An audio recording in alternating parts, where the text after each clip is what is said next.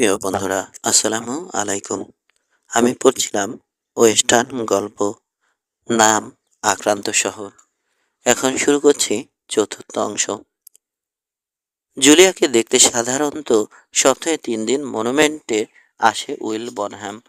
কখনো একসঙ্গে ছাপা সেরে পার্লারে বসে মুগ্ধ দৃষ্টিতে জুলিয়াকে হোপ চেস্টের জন্য মনোগ্রাম আঁকা টাওয়েল আর ন্যাপকিন সেলাই করতে দেখে সে। মেয়ে কম দেখেনি বনহ্যাম, কিন্তু জুলিয়া গ্রিনেলের জুড়ি নেই। মেয়েটার অপরূপ সৌন্দর্যে নেশা ধরে গেছে তার। এ ধরনের মেয়েদেরই ভদ্র মহিলা বলে ডাকতে শিখেছিল সে। বনেদি, নিখুঁত সৌন্দর্য এবং যে কোনো অর্থেই কাঙ্ক্ষিত। বেসিনের নেতৃত্বস্থানীয় ক্যাটলম্যানের স্ত্রীর এমনটি হওয়া চাই। কিন্তু আজ মঙ্গলবার ডাক্তার গ্রিনেলোকে জানিয়েছে জুলিয়া নাকি লেডিস নিডল ওর্ক গ্রিল্ডে গেছে। তাই আবার ওভারল্যান্ড স্ট্রিটে ফিরে এসেছে উইল বনহ্যাম। মনে মনে তার শহরে আসার আসল কারণ অসমাপ্ত পরিকল্পনার নানা দিক উল্টে পাল্টে দেখছে এখন। পশ্চিম আকাশ থেকে গোলাপি আভা এখনো মিলিয়ে যায়নি। পাই ওনিয়ার হোটেলের ফলস ফ্রন্টেড 3 তলা দালানটা অতিক্রম করার সময় ওটার দিকে তাকালো সে একবার। হঠাৎ খেয়াল করলো অফিসের সামনে চেয়ার কাত করে বসে আছে শেরিফ অ্যাম্বয়। স্যাডল থেকে নেমে আয়সি পায়ে রাস্তা পেরোলো বনহ্যাম। উপরে উপরে বর্তমান বিরোধে নিরপেক্ষ ভূমিকায় আছে যদিও শেরিফ, কিন্তু ফ্র্যাঙ্ক কিনার্ডের প্রতি লোকটার ব্যক্তিগত বিরাগ সম্পর্কে জানে বনহ্যাম। এছাড়া লোকটা এখানকার গুজবের একটা নির্ভরযোগ্য উৎসও বটে। নতুন ফোরম্যানের তালাশ করছো নাকি? কায়দা করে তাকে জিজ্ঞেস করলো অ্যাম্বয়। জোর করে হাসলো বনহ্যাম। গতরাতে ফ্লাডের মার খাওয়ার ঘটনাটা সম্ভবত শহরবাসীর হাসির খোরাকে পরিণত হয়েছে ভাবল। কিন্তু ব্যাপারটা আপাতত হেসে উড়িয়ে দেওয়া ছাড়া কিছু করার নেই। কেনার্টের ওকে খেপিয়ে তোলার ইচ্ছা থাকলে হতাশ হতে হবে তাকে। তোমার হাতে লোক আছে নাকি জর্জ? সহজ কণ্ঠে পাল্টা প্রশ্ন করলো বনহ্যাম। একটা কথা সবসময় বলি আমি, সামাল দিতে না পারলে শত্রুর সঙ্গে বরং মিলে যাও, হাসলো অ্যাম্বয়। কেনার্টকেই দলে টেনে নাও না কেন? সে তো এখনো একটা চাকরি করছে। তা করছে, কিন্তু তার ছেলেরা এক এক করে কেটে পড়ছে। বার্নি কালিগানও আজ বিদায় নিয়েছে। মার্কের দিকে মাথা ঝাঁকিয়ে ইঙ্গিত করলো শেরিফ। এখন ওখানে আছে, পাওনা মজুরি আগাম গলায় ঢালছে। সেলেনের দিকে তাকালো বনহ্যাম। বাবুর্চিকে বাদ দিলে এখন সার্কেল সিল লোকজন 4 জনে নেমে এসেছে। 4 জন পুরুষ আর বয়স্ক একজন মহিলা এবং রুবি। অ্যাম্বয় আবার কথা শুরু করতেই তার দিকে সম্পূর্ণ মনোযোগ দিল বনহ্যাম। ভাবছি মা হকিংসের অসুখটা কি? নিশ্চয় মারাত্মক অসুস্থ হয়ে পড়েছে সে। অসুস্থ? মাথা দোলালো অ্যাম্বয়। বারটেন্ডারকে তাই বলেছে কালিগান। শনিবার রাতে বিশেষ ডাক পেয়ে লাঞ্চে গিয়েছিল ডাক্তার গ্রিনেল। খুব দুঃখজনক, সহজ কণ্ঠে বলল বনহ্যাম। জেন হকিংসের স্বাস্থ্য নিয়ে তার কোনো মাথা ব্যথা নেই, তবে টার্কি ক্রিকে হাজির হতে তার ব্যর্থতার একটা ব্যাখ্যা মিলছে এখন। আপাতত তুচ্ছ হলেও এসব খবর অনেক সময়ই দারুণ কাজে আসে। মহিলা সাউথ রেঞ্জের ব্যাপারে মত পাল্টেছে মত পাল্টেছ নাকি তুমি? জিজ্ঞেস করলো অ্যাম্বয়। কাজ ঝাঁকালো বনহ্যাম। ঘাসের জন্য লড়াই আমার পোষায় না জর্জ, বিশেষ করে বিপক্ষে যদি কিনার্ডের মতো মাথা গরম লোক থাকে। শুভেচ্ছা জানিয়ে হাঁটতে হাঁটতে মোনারকে চলে এলো বনহ্যাম। প্রাপ্ত তথ্যটা নিয়ে ভাবছে। জেন হকিংসের শারীরিক অবস্থা বেশি খারাপ হলে সেটা তার পরিকল্পনাকে প্রভাবিত করতে পারে। যে কোনো শর্ত মেনে নিতে রাজি হবে হয়তো সে। মহিলা মারা গেলে রাঞ্চের নিয়ন্ত্রণ চলে যাবে এডের হাতে। সুতরাং মহিলা ঠিক কতটা অসুস্থ জানতে হবে যেভাবে হোক। সেলুনে তেমন খদ্দের নেই। বারের দূর প্রান্তে সামনে বোতল নিয়ে কারিগানকে দাঁড়িয়ে থাকতে দেখলো বনহ্যাম। একটা ড্রিঙ্ক নিয়ে সাবেক সার্কল সি রাইডারের দিকে এগিয়ে গেল সে। লালচে চোখে ওর দিকে তাকালো কালিগান। চেহারায় আন্তরিকতার কোনো চিহ্ন নেই। বনহ্যাম জিজ্ঞেস করলো, পাননি? রাইডারের চাকরি খুঁজছো নাকি? তোমার রাঁধছে? আমার এক পাঞ্চার মারাত্মক অসুস্থ হয়ে পড়েছে। হঠাৎ লোক দরকার।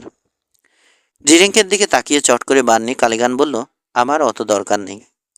তবু জিজ্ঞেস করে দেখলাম আর কি। মিসেস হকিংসের শরীর এখন খানিকটা ভালো আশা করি।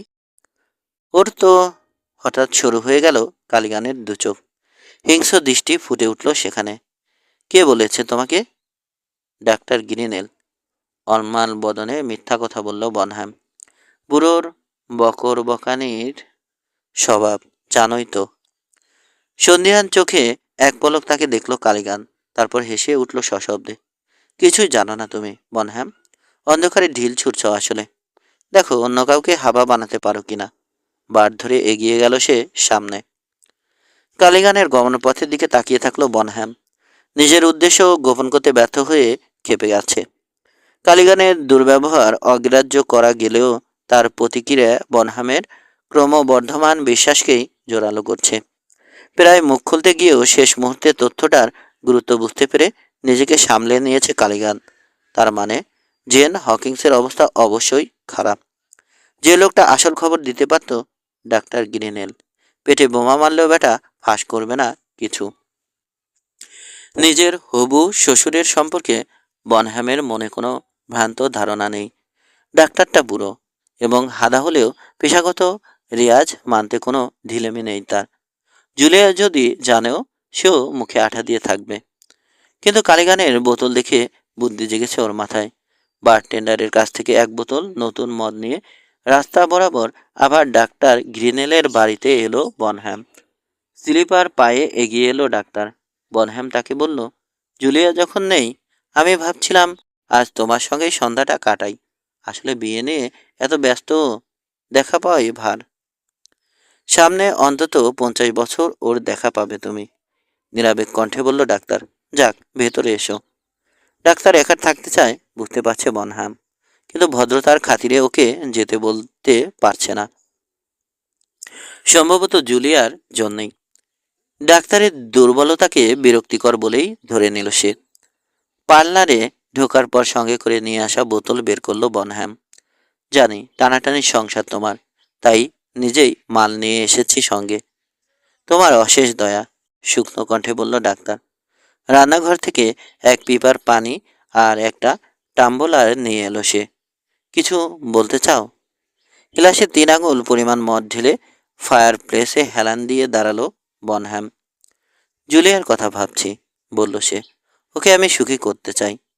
বোতল আর বনহ্যামের গ্লাসের দিকে পালা করে তাকাচ্ছে ডাক্তার। অবশেষে দীর্ঘশ্বাস ছেড়ে পকেট থেকে একটা সিগারেট বের করলো সে। সেই লিয়ান্ডারের আমল থেকেই। বলল, প্রত্যেক প্রেমিকের মনে একটাই ইচ্ছা। আমি জানি, যথাসাধ্য চেষ্টা করবে তুমি। আমার রাঞ্চেও ভালোই থাকবে আশা করি। গ্লাসটা ঘোরাতে লাগলো বনহ্যাম। নতুন বইয়ের নামে, বলল সে। আমিও পান করছি, বলল ডাক্তার। অদৃশ্য মদ। মাথাটা একটু দুলিয়ে মদের গ্লাস ম্যান্টেলের উপর নামিয়ে রাখলো বনহ্যাম। এখনই আসছি, বিড়বিড় করে বলল সে। আমার ঘোড়াটা। দ্রুত অন্ধকার ইয়ার্ডে গিয়ে ঘোড়াটাকে মৃদু গাল দিল বনহ্যাম। খামোখা সময় নিয়ে ফেন্স পোস্টের সঙ্গে বাঁধল ওটাকে। ফিরে আসার পর লক্ষ্য করলো টেবিলের পাশে আগের চেয়ারেই বসে রয়েছে ডাক্তার। হাত দুটো দু হাঁটুর মাঝখানে চেপে রেখেছে। বোতলটা তোলার সময় মৃদু হাসল বনহ্যাম। বোতলের গায়ে সাটা লেবেলের উপর বুড়ো আঙুলের নখ দিয়ে আঁচড় কেটে রেখে গিয়েছিল সে। মদের স্তর এখন দাগের অন্তত ইঞ্চিখানেক নিচে। উইল, বলল ডাক্তার।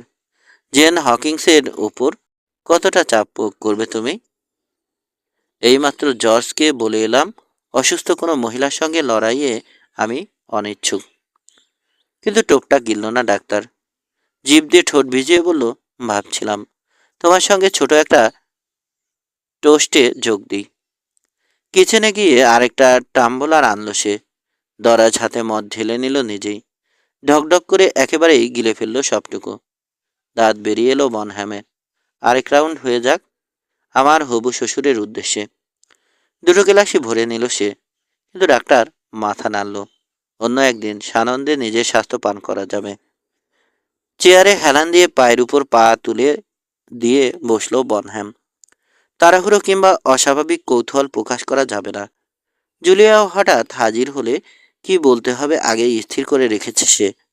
ডক, বলল সে, মনুমেন্টের মতো একটা জায়গায় কেন সেটল করতে গেলে বলো তো? ডাক্তারের ঠোঁটের উপর বিন্দু বিন্দু ঘাম দেখা যাচ্ছে। কনইয়ের কাছে রাখা বোতলের উপর থেকে জোর করে চোখ সরিয়ে নিল সে। আমার যথেষ্ট বয়স হয়ে গেছে যদিও, বলল। নিউ ইয়র্কের বিখ্যাত এক সম্পাদকের মাতা অনুসারী রয়ে গেছি তবু। কিন্তু তোমার মতো ডাক সেটে একজন ডাক্তার এখানে পড়ে থাকবে কেন? নাস্তরবান্দা বনহ্যাম। ডাক সেটে? দীর্ঘ সময় স্থানের মতো স্থির বসে থাকলো ডাক্তার। তারপর হঠাৎ হাত বাড়িয়ে গ্লাসটা তুলে মুখে সোয়ালো। তুমি কখনো কোনো মেয়েকে খুন করেছ? ছুরির ঘায়ে জবাব দিল না বনহ্যাম। নিচু অথচ তীক্ষ্ণ কণ্ঠে বলে চলল ডাক্তার, আমি করেছি একবার। না, কাজটা বেআইনি ছিল না। অপারেটিং টেবিলের ইমার্জেন্সি কেস। কিন্তু সেই সময় দিশেহারা ছিলাম আমি। কারণ সপ্তাহ তিনেক আগেই বউ মারা গিয়েছিল আমার। সামান্য একটা ভুলে মারা যায় মেয়েটি। প্রায় খালি গিলাসটা নামিয়ে রাখলো ডাক্তার। এরপর সাহস হারিয়ে ফেলি আমি। প্র্যাকটিস পর্যন্ত বন্ধ হয়ে যায়। আমার মেয়েটার বয়স তখন মাত্র 12। কিন্তু ওই অবস্থায় ওখানকার লোকজনের সামনে যাওয়া কঠিন হয়ে দাঁড়িয়েছিল। পালানোটাই ছিল অনেক সহজ। মনুমেন্ট, আমার নির্বাসন আর কি। কণ্ঠস্বর ভারী হয়ে এসেছে ডাক্তারের। দুগালে গাঢ় গোলাপি ছোপ লেগেছে। মানুষ মাত্রেই ভুল হয়তো, বলল বনহ্যাম। হয়, তা হয়। তবে সেটাকে বাড়তে দিলেই বিপদ। পালিয়ে এসে ভুল করেছি আমি। গিলাসটা খালি করে আবার মদ ঢেলে নিল ডাক্তার। জলজলে চোখে বনহ্যামের দিকে তাকিয়ে আবার বলল, তোমার সম্পর্কে তেমন কিছু জানি না আমি, উইল। তোমাকে হয়তো পছন্দ করি না। তুমি হয়তো ভাবছো নিজের দুঃখের কাঁদুনি গাইছিলাম আমি এতক্ষণ। আসলে কিন্তু গল্পটার পেছনে একটা উপদেশ আছে তোমার জন্যে। বলে যাও ডক। সেটা হলো, আমার ধারণা তুমিও পালিয়ে বেড়াচ্ছ। খোদা জানে। লক্ষণগুলো চিনতে ভুল হওয়ার কথা নয় আমার। কেন বা কিসের থেকে বাঁচতে পারাচ্ছ তুমি, তাতে আমার কিছু আসে যায় না। কিন্তু আমি আশা করব বিয়ের আগে সবকিছু জুলিয়াকে খুলে বলবে তুমি। তোমার পাশে পাবে ওকে বিপদের সময়। অস্বস্তির সঙ্গে হাসলো বনহ্যাম। কি যে বলো ডক, আমার তো গোপন কিছুই নেই। তাহলে থাক। জড়িয়ে যাচ্ছে এখন ডাক্তারের কথাগুলো। মাথাটা হেলে পড়েছে চেয়ারের কাভারের উপর। মনোযোগ দিয়ে তাকে দেখছিল বনহ্যাম। চট করে প্রসঙ্গান্তরে গেল সে। কিন্তু কথা বলার উৎসাহ হারিয়ে ফেলেছে যেন ডাক্তার। চোখজোড়া প্রায় বোঝা। একটু পর পর মদ ঢেলে নিচ্ছে গ্লাসে, আর ঘুমন্ত মানুষের মতো নিজের কথা বলে যাচ্ছে। কামরায় বনহ্যামের উপস্থিতি বিস্মিত হয়েছে যেন। খানিকক্ষণ পর কথা বলার চেষ্টা বাদ দিল বনহ্যাম। অপেক্ষা করতে লাগলো। দেয়াল ঘড়িতে টিকটিক করে সময় বয়ে যাচ্ছে। একবার ঘুমে ঢলে পড়ল ডাক্তার। চমকে জেগে উঠল আবার। হাতের সিগারেটটা পিষে নেভালো। নিজের চেয়ারে হেলান দিয়ে বসে থাকলো বনহ্যাম। প্রায় ঘন্টাখানেক পর গভীর ঘুমে তলিয়ে গেছে ডাক্তার। নাক ডাকছে। সাবধানে তার অসার হাত থেকে গ্লাসটা আগলা করে নিয়ে পা টিপে পাশের অফিস কামরায় চলে এলো বনহ্যাম। একটা চিঠি পড়া রোল টপ ডেস্ক আগাগোড়া তল্লাশি করলো। এরপর আবার পার্লার এসে জুলিয়ার ডেস্কটাও দেখলো। উপরে ডয়ারেই পেয়ে গেল ডাক্তারের চামড়া মোড়া কালো নোট বইটা। শনিবারের এন্ট্রিগুলো পড়তে গিয়ে জেন হকিংসের নামটা দেখতে পেল সে। নামের পাশে দুর্বোধ্য একটা চিহ্ন দিয়ে করোনারি শব্দটা লেখা। ডাক্তারি শব্দ সম্পর্কে বলতে গেলে কিছুই জানে না বনহাম। তবে সমস্যাটা যে হার্ট সংক্রান্ত সেটা বুঝতে তার অসুবিধা হলো না। যথাস্থানে নোট বইটা রেখে অফিস ঘরে চলে এলো সে। আলমা আলমিরায় বর্ণানুক্রমে সাজানো বইয়ের উপর আঙুল চালালো।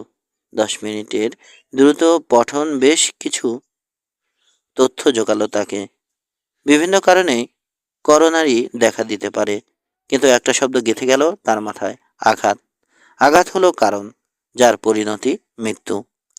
ল্যাটিন সায়েন্টিফিক জার্গন বাদ দিলে বনহ্যাম ভাবল, কত সহজ। উত্তেজিত বোধ করল সে। কিচেনে গিয়ে নিজের গ্লাসটা ধুলো বনহ্যাম। বোতলের অবশিষ্ট মদ ফেলে দিল। তারপর নিঃশব্দে বেরিয়ে এলো বাইরের অন্ধকারে। আগামীকাল ওর এখানে আসার কথা ডাক্তার মনে করতে পারবে কিনা সন্দেহ। পারলেও জুলিয়ার কাছে লজ্জায় বলতে পারবে না কিছু। মোনারকে ফিরে নিজের ঘোড়াটা এড হকিংসের বিশাল ক্লে ব্যাংকটার পাশে বাঁধল বনহ্যাম। একটা ঘষা কাছের জানালার উপর দিয়ে ভেতরে উকিয়ে দিল। একটা মাত্র টেবিলে লোক দেখা যায়। এড, জর্জ, অ্যাম্বয় আর অন্য তিনজন স্টাড খেলোয়াড় বসে আছে। রাস্তা পেরিয়ে হোটেলের জনশূন্য লবিতে ঢুকলো বনহ্যাম। নিদ্রালু চোখ নাইট ক্লার্কের উদ্দেশ্যে মাথা দুলিয়ে রেজিস্টারে নজর বোলালো।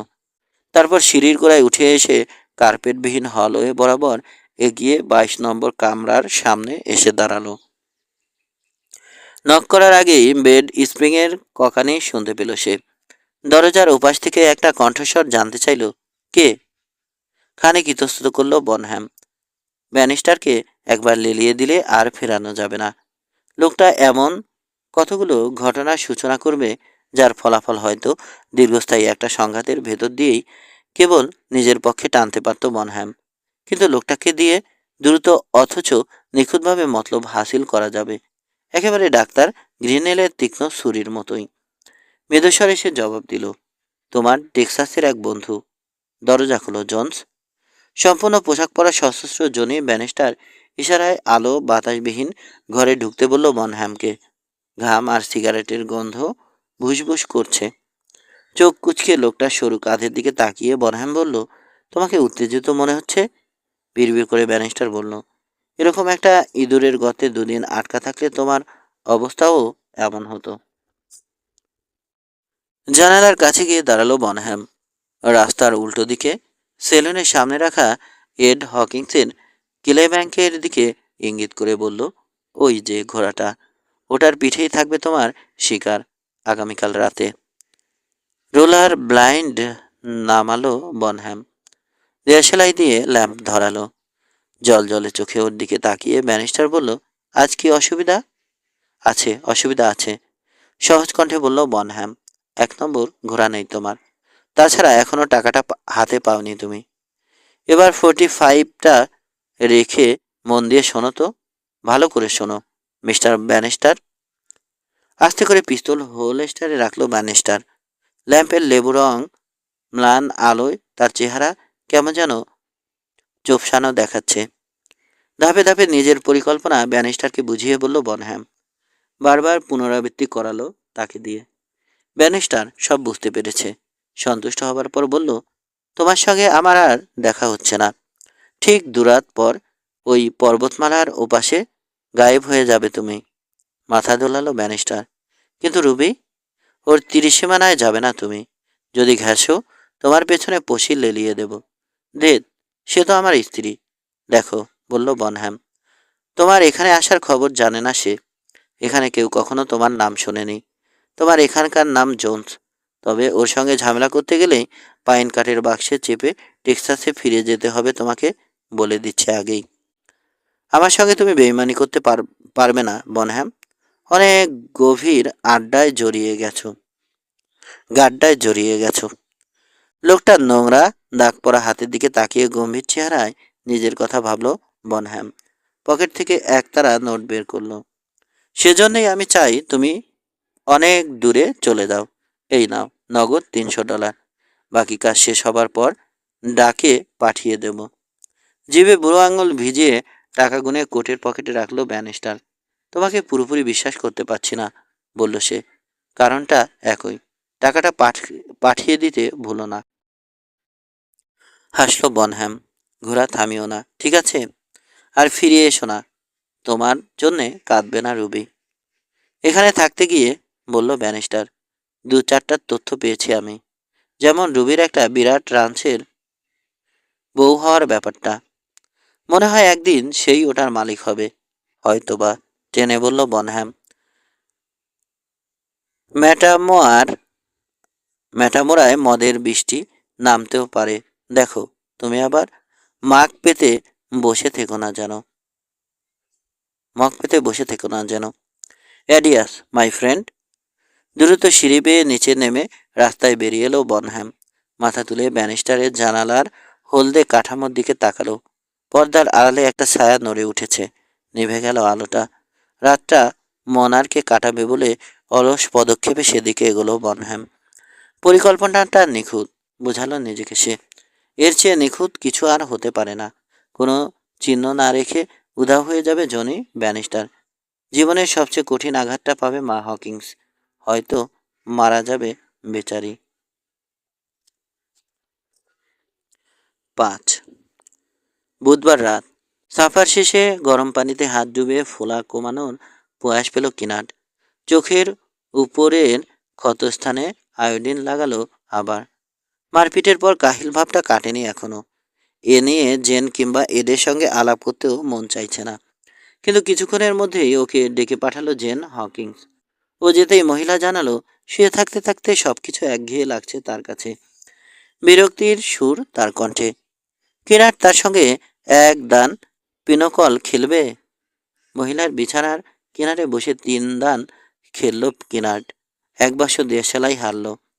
মহিলার মন খানিকটা চাঙ্গা করে শুভরাত্রি জানিয়ে ইয়ার্ডে বেরিয়ে এলো ও অবশেষে। বিছানায় গড়ানোর আগে ধূমপান করতে চায়। উইল বনহ্যামের সম্পর্কে কিছু বলেনি জেন হকিংস। মহিলাকে ভালো করেই চেনে ও। বুঝতে পারছে এখনও বনহ্যামের ব্যাপারে কোনো সিদ্ধান্তে পৌঁছাতে পারেনি সে।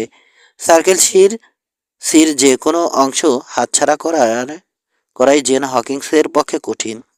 তাই যথাসম্ভব কালক্ষেপণের চেষ্টা চালাচ্ছে সে।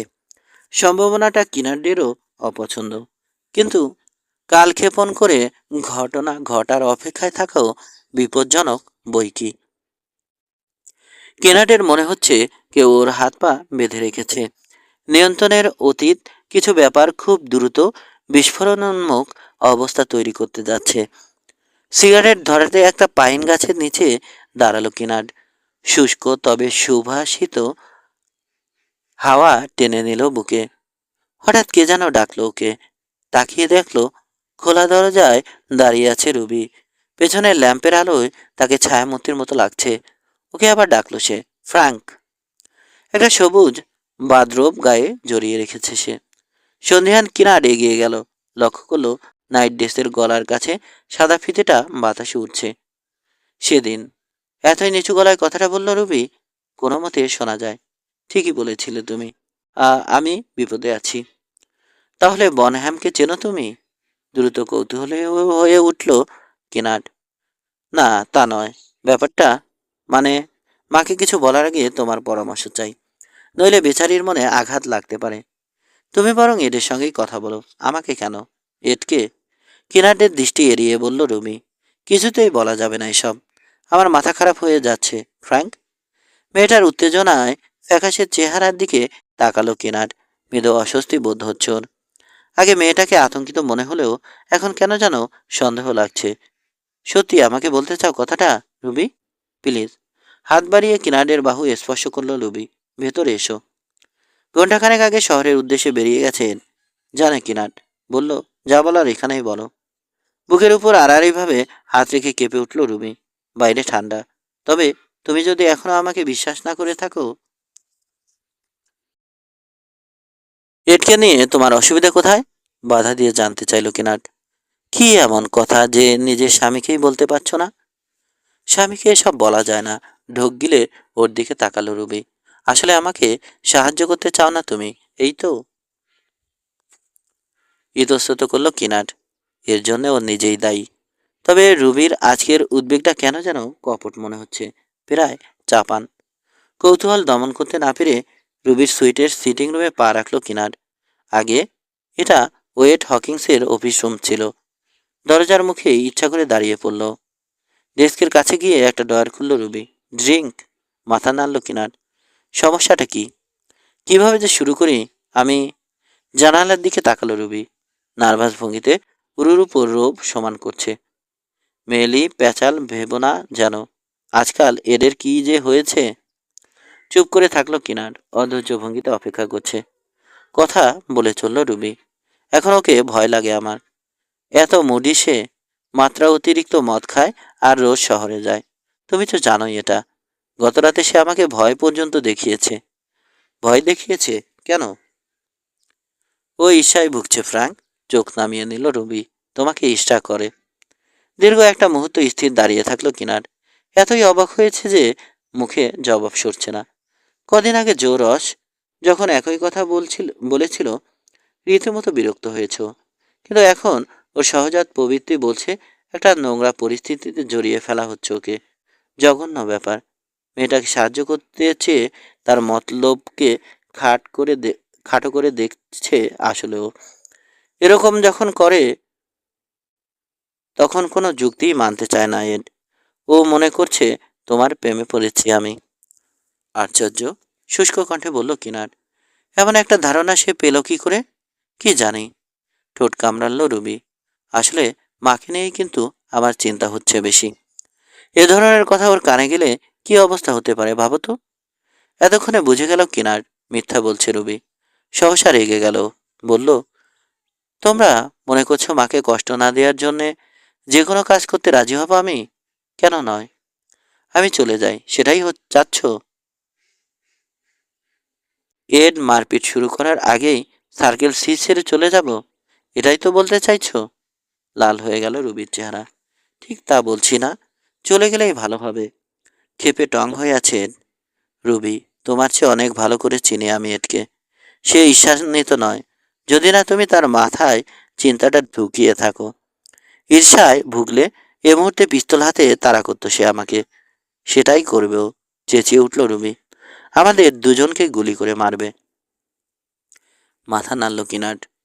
ওকে মোটেই ভয় পাও না তুমি। মুহূর্তের জন্যেও নয়। আমাকে তাড়াতে তুমি এত উতলা হয়ে উঠেছো কেন জানি না, কিন্তু সেজন্য আরো ভালো একটা গল্প পাততে হবে তোমাকে। ক্রুব্ধ দৃষ্টিতে ওর দিকে তাকালো রবি। এখানে থাকলে পস্তাবে, তীক্ষ্ণ কণ্ঠে বলল সে। হয়তো, কিন্তু কেউ আমাকে তাড়িয়ে দেবে আমার পছন্দ নয় তা। দরজার দিকে পিছু উঠল কিনার।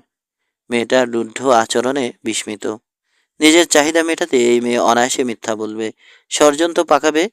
মা হকিন্স কিংবা আর কারো বিন্দুমাত্র তোয়াক্কা না করে ঠান্ডা মাথায় একজনকে আরেকজনের বিরুদ্ধে খেপিয়ে তুলবে। ওর সঙ্গে পেরে ওঠা এদের মতো দুর্বল চিত্রের মানুষের কম্য নয়। শিশুর মতো অসহায় সে। এতে কোনো ফায়দা হবে না রুবি। এত নিশ্চিত হচ্ছ কি করে? খড়খড়ে হাসি উপহার দিল রুবি। জানালার চৌকাঠে আঙুলে ট্যাটু বাজাচ্ছে। হঠাৎ ছন্দময় পদক্ষেপে দ্রুত এগিয়ে এলো সে। কিনার দরজার নব স্পর্শ করার আগেই হিংস্র ভঙ্গিতে ঝাঁপিয়ে পড়ল ওর উপর। ধাক্কা খেয়ে দেয়ালের সঙ্গে বাড়ি খেল কিনার। নিজেকে কিনারের গায়ে চেপে ধরে দুহাতে ওর গলা পেঁচিয়ে ধরল রুবি। মুখের কাছে টেনে নিল মুখটা। রুবির ঠোঁটের ছোঁয়া পেল কিনার। তার কোমর দুলছে টের পেল। ওকে ঠেলে সরানোর চেষ্টা করলো, কিন্তু বুনো বিড়ালির মতো লিপটে থাকলো মেয়েটা।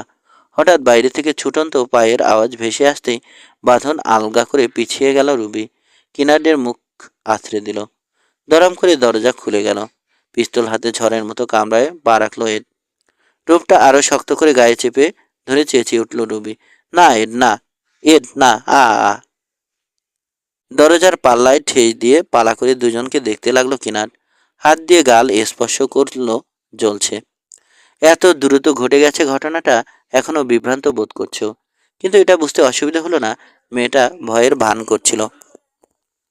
দরজার পাল্লায় ঠেস দিয়ে পালা করে দুজনকে দেখতে লাগলো কিনার। হাত দিয়ে গাল স্পর্শ করলো, জ্বলছে। এত দ্রুত ঘটে গেছে ঘটনাটা, এখনো বিভ্রান্ত বোধ করছো। কিন্তু এটা বুঝতে অসুবিধা হলো না, মেয়েটা ভয়ের ভান করছিল। তোমাকে খুন করা দরকার কিনার, চিৎকার করে বলল এড। 5 মিনিটের জন্যেও তোমার উপর থেকে নজর সরানোর উপায় নেই দেখছি। Add, please add. কেঁদে ফেলবে যেন রুবি। ছেড়ে দাও ওকে। আমাকে আর বিরক্ত করতে আসবে না ও। তা তো আসবেই না, জোর গলায় বলল এড। এবার চিরদিনের জন্য বিদায় হচ্ছে সে। অবিশ্বাসী চোখে এডের দিকে তাকালো কিনার। অচেনা ঠেকছে দুজনকেই। অসমাপ্ত মহড়া শেষে একে অপরকে মুগ্ধ করার চেষ্টায় অভিনয় চালিয়ে যাচ্ছে যেন। এ নাটকের শিকার ও নিজেই। এডকে বড্ড শান্ত দেখাচ্ছে। ক্রোধে উন্মাদ স্বামী এত স্বাভাবিক আচরণ করে না। একেবারে সময় হিসাব করে মঞ্চে এসে হাজির হয়েছে সে। একে কাকতালীয় বলে বিশ্বাস করা কঠিন। তোমার উপর আগে থেকেই নজর ছিল আমার, গর্জে উঠল এড। বেটা খচ্চর, রুবির যদি কোনো ক্ষতি হয় তোমাকে। কারো কোনো ক্ষতি হয়নি, ক্লান্ত স্বরে বলল কিনার। তবে রুবি ওর নখ ভেঙে থাকলে আলাদা কথা। সেট আপটা এতই স্বচ্ছ যে অন্ধের মতো এর মধ্যেও পা দিয়েছে, এটাই বিস্ময়কর। ভারতা দিয়ে ওকে শোবার ঘরে নিয়ে এসেছে রুবি, আর বাইরে খুব সম্ভব জানালার ওপাশে ঘাপটি মেরে বসে আড়ি পেতে সব কথা শুনছিল এড। রুবির সংকেতের অপেক্ষায় ছিল। ছেলে মানুষই ব্যাপার। এডের চরিত্রের সঙ্গে মেলে যদিও, তবে কিনার জানে রুবি এর হোতা। অস্বীকার করো না, বলল এড। কি অস্বীকার করবে? জেন হকিন্সকে দরজা দিয়ে ঢুকতে দেখে ঘাড় ফিরিয়ে তাকালো সবাই। এখনো ঘুমের প্রভাবে ফুলে আছে তার চেহারা। বড় বড় শ্বাস নিচ্ছে। পুরো কামরাটা যেন তার নিয়ন্ত্রণে চলে গেল নিমেষে। গলা চড়িয়ে সে জানতে চাইল, এই মেয়ে, চিৎকার করছিলে কেন তুমি? কাউকে ভয় দেখাতে চাইছো নাকি? আমি দুঃখিত মা, ফুপিয়ে উঠল রুবি। ওকে ছেড়ে দাও, বলে রুবির কাঁধে হাত রাখলো এড। ও ভয় পেয়েছে। এইমাত্র হাতে নাতে ফ্র্যাঙ্ককে ধরে ফেলেছি আমি। ফ্র্যাঙ্ককে ধরেছ কেন? জবাব দিল না কেউ। একে একে কিনারদের গালের আঁচড়ের দাগ, এডের হাতের পিস্তল আর রুবির আড়ষ্ট ভঙ্গি দেখল জেন হকিংস। হিংস্র কণ্ঠে সে বলল, কেউ একজন মুখ খোলো। আমি কিছু বলতে পারবো না। দু হাতে মুখ ঢাকলো রুবি। খুবই শান্ত হওয়ানি, নরম হলো জেনের কণ্ঠস্বর। আমি তোমাকে কামড়াচ্ছি না। মানে, ফ্র্যাঙ্ক এসে আমাকে একটা গোপন তথ্য জানানোর কথা বলায় ঢুক গিলল রুবি। ওকে ঘরে ঢুকতে দিলাম। মুহূর্তে আমার গায়ে হাত বোলাতে শুরু করে দেয় সে। তারপর কিনারদের দিকে তাকালো জেন। ঠোঁটজোড়া চেপে বসায় সরু রেখার মতো দেখাচ্ছে। ক্রুব্ধ কিনার নীরবে জেনের মুখোমুখি হলো। রুবি আগেই আমাকে বলেছিল কিনার নাকি ওর আশপাশে ঘুরঘুর করে। মাঝখান থেকে বলে উঠল এড। আমি সেজন্যই ওর উপর নজর রাখতে ফিরে এসেছিলাম। সন্দেহটা ভুল ছিল না। জেনের দু চোখ বিস্ফারিত। ভারী গলায় সে বলল, কথাটা কি ঠিক ফ্র্যাঙ্ক? ঠিকই তো, বলল এড। আজ ওকে রান ছাড়তে হবে মা, নয়তো আমি আর রুবি চলে যাব। ওকে আর এক মুহূর্ত সহ্য করতে পারছি না আমি।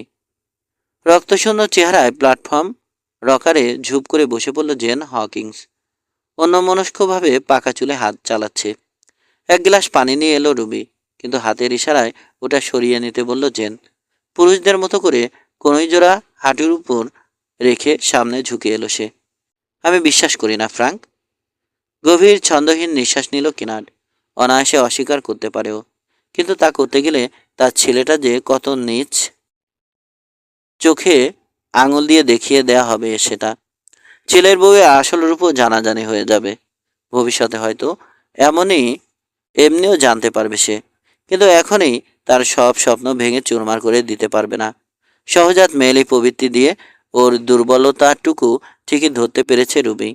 বর্তমান পরিস্থিতিতে একটা ছোট মিথ্যা কথায় বরং অনেক উপকার হবে জেনের। সহসা ফাঁদে পড়া অনুভূতি হলো কিনারদের। মুক্তির কোনো উপায় চোখে পড়ছে না। কি হয়েছে তোমার বয়, বলো আমাকে, বলল জেন। ব্যাখ্যা পেতে তীব্র আকুতি ঝরে পড়ল তার কণ্ঠে। মাথা নাড়ল কিনার। ধাপ্পা দিচ্ছে এড। চলে যাবার বিন্দুমাত্র ইচ্ছা তার নেই, কিন্তু এখন আর কিনারদের এখানে থাকা সম্ভব হবে না। 3 দিন আগে ইচ্ছাকে মূল্য দিয়ে বিদায় নেওয়া উচিত ছিল ওর। ওর অনুপস্থিতিতে হয়তো দায়িত্ব নেওয়া শিখতে পারত এড। রাঞ্চের জন্য দরদ তৈরি হতো তার মাঝে। কিন্তু এখন জেন হকিংসের স্বার্থে সাজান আহত ভূমিকা নাটকে আপন ভূমিকা পালন করা ছাড়া কোনো উপায় রইল না। সবার মাথা গরম আজ, বলল জেন। কাল সকালে দেখা যাবে না হয়। সকালে অবস্থা বদলাবে না মা, বলল কিনার। রুবির দু চোখে বিজয়ীর দৃষ্টি দেখতে পেল পলকের জন্যে। মেয়েটা নির্লজ্জ, নিষ্ঠুরভাবে ওদের সবাইকে নিজের স্বার্থ উদ্ধারে ব্যবহার করেছে ভেবে তেতো হয়ে উঠল কিনারদের মন। শেষ পর্যন্ত রুবি সার্কল সিট ধ্বংসই ডেকে আনবে। তাতে কোনো ক্ষতি তো দেখি না, লম্বা করে দম নিয়ে অবশেষে বলল জেন হকিংস। রুবি দেখতে দারুণ ফ্র্যাঙ্ক। তোমার তো মনে হয় হঠাৎ করে বেসামাল হয়ে পড়ে আমার তো মনে হয় হঠাৎ করে বেসামাল হয়ে পড়েছিলে তুমি। ওর হয়ে আর ছাপাই গেও না তো, রাগত্ব স্বরে চেঁচিয়ে উঠল এড। সোজা বলে দিচ্ছি, হয় ফ্রাঙ্ক থাকবে এখানে, নয়তো আমি। থামো এড, বলল কিনার্ড। আমি এখনই চলে যাচ্ছি। ফ্রাঙ্ক, দাঁড়াও। কিনার্ডের দিকে তাকালো জেন, ক্লান্ত বিধ্বস্ত চেহারা, হাতের পিঠে চোখ ডোলে, প্রায় ফিসফিস করে বলল, হ্যাঁ, সেটাই বোধহয় ভালো হবে। হাত বাড়িয়ে জেনের কাঁধে মৃদু চাপ দিল কিনার। বুক ঠেলে কান্না বেরিয়ে আসতে চাইছে, অনেক কষ্টে দমিয়ে রেখেছে। মনকে শক্ত করো মা, বলল। মুখ তুলে রুবির দিকে তাকিয়ে গম্ভীর চেহারায় আবার বলল, তুমিও রুবি। বাইরের টাটকা পরিবেশে বেরিয়ে এসেই ব্যস্ত হয়ে পড়ল কিনার্ড, বিচ্ছেদটা চূড়ান্ত করতে ব্যাকুল। কোরালে এসে নিজের সরেলকে লাগাম পরালো, স্যাডল চাপালো পিঠে। তারপর ব্যাংক হাউসে এসে ল্যাম্প জেলে ওর সামান্য মালপত্র একটা ব্যাগে ঢুকিয়ে নিল। পরিমাণ দেখে অবাকই হলো, কত সামান্য জিনিস জমেছে এতদিনে। দরজায় দাঁড়িয়েছিল এড হকিংস, চেহারা ভাবলেশীন। ওদিকে যার যার ব্যাংকে বসে নীরবে তাকিয়ে আছে কুক, জো রস আর সল রেবান, যেন তাদের সম্মোহিত করে দিয়েছে কেউ। সবার সঙ্গে হাত মিলিয়ে ঘোড়ার কাছে চলে এলো কিনার, গিয়ারে বেঁধে নিল স্যাডলে। সব শেষে গান বেল্ট বাঁধল কোমরে। পেছন থেকে আড়ষ্ট কণ্ঠে এড হকিংস বলল, তোমার কিছু টাকা পাওনা রয়ে গেছে, কোন ঠিকানায় পাঠাবো? ওহো এড, বিড়বিড় করে বলল কিনার, তোমার কাছে এক পয়সাও পাওনা নেই আমার। তুমি যে একটা বুনো বিড়ালিকে বিয়ে করেছো সেটা জানাটাই তো বিরাট প্রাপ্তি। লাল হয়ে গেল এডের চেহারা। আমি কিন্তু আরো সাবধানে বিদায় নিতাম কিনার্ড। আমারও সেরকমই ইচ্ছা, বলল কিনার্ড। তবে আগামীতে কাউকে ফাঁদে ফেলতে চাইলে পিস্তল বের করতে যেও না যেন, তোমার ধাপ্পাটা ধরা পড়ে যেতে পারে। সরেলের পেটে এসপার দাবিয়ে দুলকি চালে ইয়ার্ড পেরিয়ে এলো, বাঁক নিয়ে গেটের বাইরে চলে এলো। পেছনে তাকিয়ে ব্যাংক হাউসের বাতিগুলো এক নজর দেখল, তারপর উঠে এলো রাস্তায়। শহরের পথে এগোনোর সময় ওর প্রচণ্ড রাগ ক্রমে বিরক্তির চেহারা নিল প্রথমে, তারপর স্বস্তিতে ভরিয়ে দিল যেন ওকে। কেবল জেন হকিংসের জন্যই মায়া লাগছে। ঠিক হোক ভুল হোক, এতদিন তার পাশে ছিল, এখন জীবনের সেই বিরাট অধ্যায়টার শেষ হয়ে গেল। মহিলার সমস্যার পেছনে ফেলে এসেছ, সঙ্গে নিজের বেশিরভাগ সমস্যাও। রাঞ্চে যখন এসেছিল কিছুই ছিল না তখন ওর সঙ্গে, এখন একটা ঘোড়া আর $20 রয়েছে। তার বুদ্ধিটা বেশ বেড়েছে, বেড়েছে দুঃখবোধও, কারণ জুলিয়া গ্রিনেলকেও ছেড়ে যেতে হচ্ছে ওকে আজ। এখানে যেমন বেশ কিছু বন্ধু পেয়েছিল, দু একজন শত্রুও জন্মেছে স্বাভাবিকভাবেই। একটা মেয়েকে ভালোবেসেছিল ও, তবে সব মিলিয়ে উল্লেখযোগ্য কিছু নয়। মনুমেন্টে পৌঁছার 1.5 ঘন্টা পর স্পষ্ট বুঝতে পারল অবস্থা ফেরানোর জন্যে আবার ফিরে আসছে না ও। ওই জন্যে এখানে কিছু নেই। মৃদু আলোকিত রাস্তা বরাবর পশ্চিমে এগোনোর সময় অন্যমনস্কভাবে হর্সশুট দুটো ঘোড়া সেলুনের সামনে বাধা রয়েছে দেখতে পেল। জীবনে আজ প্রথমবার মুক্ত স্বাধীন মনে হচ্ছে ওর নিজেকে। ঠোঁটে সিগারেট ঝুলিয়ে হোটেলের অন্ধকার কামরা থেকে রাস্তায় নজর রাখছিল জনি ব্যানিস্টার। সেই ভোরবেলায় মোনার্কের উল্টো দিকের জানালায় অবস্থান নিয়েছে সে। তখন থেকে এতগুলো ক্লান্তিকর ঘন্টা কাটিয়ে দিয়েছে সে হোটেলের দরজা জরিপ করে, খেয়াল করেছে প্রত্যেকটা লোকের চেহারা। এখন ধৈর্য হারানোর অবস্থা হয়েছে প্রায়। রাত প্রায় 11টা বাজে। ওভারল্যান্ড স্ট্রিট একরকম খা খা করছে। কেবল রাস্তার উল্টো দিকের হিস র্যাকে গোটা ছয়েক ঘোড়া দাঁড়িয়ে আছে। অন্ধকারে ডুব দিয়েছে যেন গোটা শহর। সেলুনের আলো আশ্রে পড়েছে রাস্তায়। মাঝে মাঝে হাসির আর পোকার চিপস গড়ানোর শব্দ শোনা যাচ্ছে, কিন্তু এখনও শিকারের পাত্তা মেলেনি। পকেট থেকে বোতল বের করে চুমুক দিল ব্যানিস্টার, নতুন করে সিগারেট রোল করলো। মৃত শহর, সকরোধে ভাবল সে, বিশ্রী ফালতু কাউটাউন। গত 3 দিন ধরে এখানকার হালচাল দেখছে সে এ জানালা দিয়ে তাকিয়ে। দেরি হয়ে যাচ্ছে বলে প্রতি মুহূর্তে মুখ খারাপ করছে। কামরার ভেতর গা তাতান গরম অসহ্য ঠেকছে। আর এসবের জন্য মেজাজ খারাপ হয়ে যাচ্ছে রুবির উপর। হারামজাদির জন্যই তো এখানে আসতে হলো। এবার এমন শিক্ষা দেব আর কোনোদিন পালানোর কথা ভাববে না কুত্তিটা। নিজের নিচের ক্লার্কের কাছে কথা চেলে বেশ কিছু তথ্য আদায় করেছে ব্যানিস্টার। সে এখন জানে তার শিকারের নাম এড হকিংস। নিজেকে তার স্ত্রী বলেই চালাচ্ছে রুবি। আরও জানে হকিংসরাই এখানকার সবচেয়ে বড় রাস্তার মালিক। সপ্তাহে দুদিন রাস্তার উল্টো দিকের হোটেলটায় জুয়া খেলতে আসে এড হকিংস। বাকিটুকু উইল বনহ্যাম যা বলেনি তা অনুমান করে নিতে কষ্ট হয়নি ব্যানিস্টারে। একই ধরনের কাজের জন্য আগেও ভাড়া খেটেছিল সে। নিঃসঙ্গ এক ঘোরসর দুলকি চালে শহরে ঢুকলো। মোনার্কের সামনে গতি কমালো একটু। সরেলের পিঠে বসা লম্বা শহরের কাঠামোটা লহমার জন্য চোখে পড়ল ব্যানিস্টারের। স্যাডেলের পেছনে ওয়্যার ব্যাগ। দ্রুত অদৃশ্য হয়ে গেল ঘোড়াটা। আগেও লোকটাকে দেখেছে ব্যানিস্টার। দুদিন আগে বনহ্যামের বিশালদেহী লাল চুলো ফোরম্যানকে প্যাদানি দিয়েছিল সে। পুরো ব্যাপারটার সঙ্গে কোনোভাবে সে জড়িত কিনা জানতে ইচ্ছা হলো ব্যানিস্টারের, কিন্তু এটাও ভাবলো সম্পর্ক না থাকাই স্বাভাবিক। বন্দুকের গুলিগুলো আবার পরীক্ষা করলো সে। অপেক্ষায় রইল। 20 মিনিট পর ক্লেব ব্যাংকের পিঠে চেপে অবশেষে শহরে ঢুকলো এড হকিংস। স্যাডল থেকে নেমে কাপড়ের ধুলো ঝেড়ে তাকে মোনার্কে অদৃশ্য হতে দেখলো ব্যানিস্টার। উত্তেজিত হয়ে উঠল সে। তাড়াতাড়ি মদের বোতলে একটা চুমুক দিয়ে বিড়ালের মতো নিঃশব্দে কামরা থেকে বেরিয়ে এলো। আগাম বিল মেটানো ছিল। পেছন দরজাটা ব্যবহার করলো সে লবি এড়ানোর জন্যে। সেলুনের সামনে একটু থামলো সে, তারপর পা বাড়ালো দরজার দিকে। ভালো করে দেখে নিতে চায়। বনহ্যাম আর শেরিফের সঙ্গে একটা টেবিলে গিয়ে বসেছে এড হকিংস। তার ঠিক উল্টো দিকেই বসেছে ফ্লাড। ক্ষতবিক্ষত চেহারা কোসকান। বারটেন্ডার আর অন্য দুজন খেলোয়াড়কে দেখা যাচ্ছে। সন্তুষ্ট ব্যানিস্টার অন্ধকারে শহরের শেষ বাড়িটার পোয়া মাইলটাক দূরে এক সারি কটনডের মাঝে চলে এলো। একটু খোঁজাখুঁজি করতেই বনহ্যামের কথা মতো গাছপালার আড়ালে বাঁধা ঘোড়াটা দেখতে পেল। ব্যান্ডবিহীন কালো ঘোড়ার স্যাডল বুটে একটা কারবাইনও রয়েছে। এত সতর্কতার আসলে কোনো প্রয়োজন ছিল না, ভাবলো ব্যানিস্টার। কিন্তু বনহ্যাম নাছোড়বান্দার মতো সব কিছুতে বড্ড বেশি নজরদারি করেছে। বেশ, যা চেয়েছে ঠিক তাই পাবে বনহ্যাম। খানিকটা বেশিও পেয়ে যেতে পারে। রিও গ্র্যান্ডিতে এখনও বহু লোক উইল বনহ্যামের ঠান্ডা চাউ আর ক্ষিপ্ত পিস্তলবাজির কথা মনে রেখেছে। কিন্তু জনি ব্যানিস্টারকে আস্ত খোঁচাতে আসেনি কেউ, আসবেও না কেউ। কালো ঘোড়াটার পিঠে চেপে ধীর গতিতে শহরের চারদিকে একটা চক্কর দিয়ে উল্টো দিক থেকে রাস্তায় উঠে এলো ব্যানিস্টার।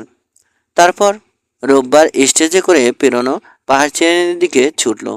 উচ্চতার সঙ্গে তাল মিলিয়ে ঠান্ডা হয়ে এলো বাতাস। পুরনো কোট ভেদ করে কামড় বসাচ্ছে যেন গায়ে। ঘোড়ার পেটে লাথি মেরে গতি বাড়িয়ে দিল সে। টার্কি ক্রিকের ফোর্ডে বিশাল সব পাইনের মাঝে পৌঁছে থামল সে। স্যাডল থেকে নেমে পায়ে হেঁটে জায়গাটা রেকি করলো। এখানে এসে দুভাগ হয়ে গেছে রাস্তাটা। একটা গেছে সার্কল সিট দিকে, অন্যটা দক্ষিণ পূবে বাঁক নিয়ে চলে গেছে ডিভাইডারের দিকে। ক্রিক পেরোনোর জন্যে যে কোনো রাইডারই গতি কমাতে বাধ্য হবে এখানে। ক্রিক পেরিয়ে অন্ধকার ছায় ঘাপটি মেরে বসলো ব্যানিস্টার। বাহু চাপড়ে শরীর উষ্ণ রাখার প্রয়াস পেল। অ্যান্ডার গাছে পিঠ ঠেকিয়ে বসে থাকতে গিয়ে ঘুমে ঢলে পড়ল একবার। কিছুক্ষণ পাইচারি করে কাটালো সে। মাথার উপর কোথাও একটা পেঁচা ডাকছে। দূরের ঝোপ থেকে কোনো জানোয়ারের অন্তিম আর্তনাদ ভেসে এলো। খরগোশ কিংবা কাঠবেড়ালি হবে। চেপে বসা নীরবতায় ক্রিকের কুলকুল ধ্বনি শোনা যাচ্ছে শুধু। চাউর উপর চাপ বাড়ছে রীতিমতো। ঘড়ির দিকে তাকিয়ে মুখ খিস্তি করে উঠল ব্যানিস্টার। সময়ের হিসাবে কোথাও ভুল হয়েছে বনহ্যামের।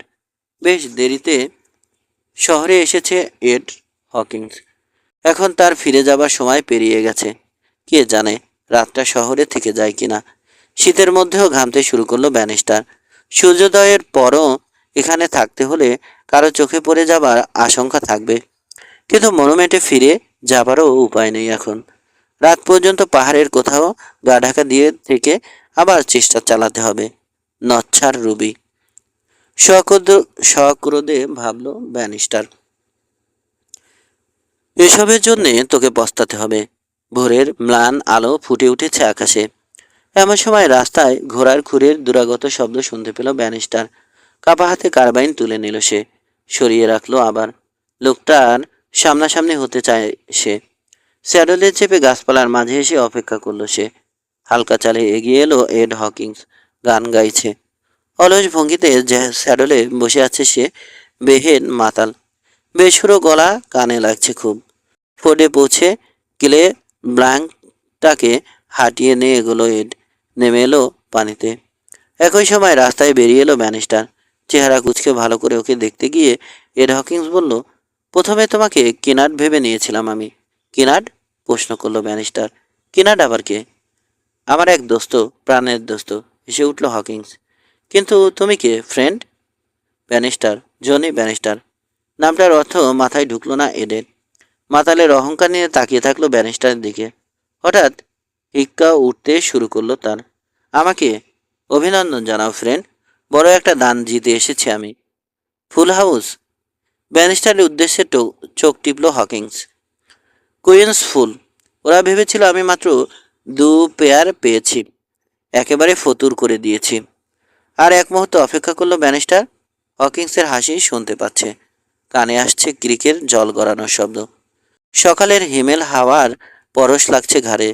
অবশেষে সে বলল, শাআল্লাহ, বউ চোর। নেমে সে পিস্তল বের করেই টিগার টানল। গুলির ধাক্কায় স্যাডলের ক্যান্টলের উপর হুমড়ি খেয়ে পড়ল এড হকিংস। কাঁধের উপর দুলতে শুরু করলো তার মাথাটা। স্যাডল হর্ন আঁকড়ে ধরতে চাইল সে, কিন্তু ভয়ে পিছু হটল কিলে ব্যাংকটা। এবার ঘোড়ার কেশর জাপটে ধরার প্রয়াস পেল সে। ঝুঁকে পড়ল সামনে, তারপরই ঝপাত করে পড়ল পানিতে। পরপর দুবার ওর পিঠে গুলি করলো জনি ব্যানিস্টার। পিস্তলে গুলি ভরে স্যাডল ছেড়ে গোড়ালি ডোবা পানিতে নেমে এলো। কিছু না জেনে না বুঝেই এড হকিংস মারা গেছে বুঝতে পেরে রাগ হচ্ছে তার। রুবির আগের বিয়ের কথা জানতো না এড হকিংস। নিশ্চয় মিথ্যা কথা বলে চেপে গেছে শয়তানটা। এখানেও তাকে প্রতারিত করেছে রুবি। দারুণ ক্রোধে এডের লাশে লাথি হাঁকালো ব্যানিস্টার। তারপর উবু হয়ে পকেট হাতড়াতে শুরু করলো। হকিংসের পোকার গেমে জেতা টাকাগুলো পেয়ে গেল একটা চমৎকার মেক্সিকান ও ওলেটে। ব্যাগটা পকেটে চালান করলো সে। কাদায় ট্রাক সৃষ্টি না হওয়ার জন্যে আবার স্যাডলে উঠে বসলো ব্যানিস্টার। জলের উপর দিয়ে এগোলো। নাস্তার সময় হওয়ার আগেই ডিভাইডে পৌঁছে যেতে পারবে সে। ট্যাভার্ন কিপার বনহ্যামের বন্ধু। বিনা প্রশ্নে তাকে একটা নতুন ঘোড়া দেবে সে। ভাগ্য ভালো থাকলে আজ রাতেই পুবের কিংসভিল থেকে আসা ট্রেনে চেপে তল্লাট ছাড়তে পারবে।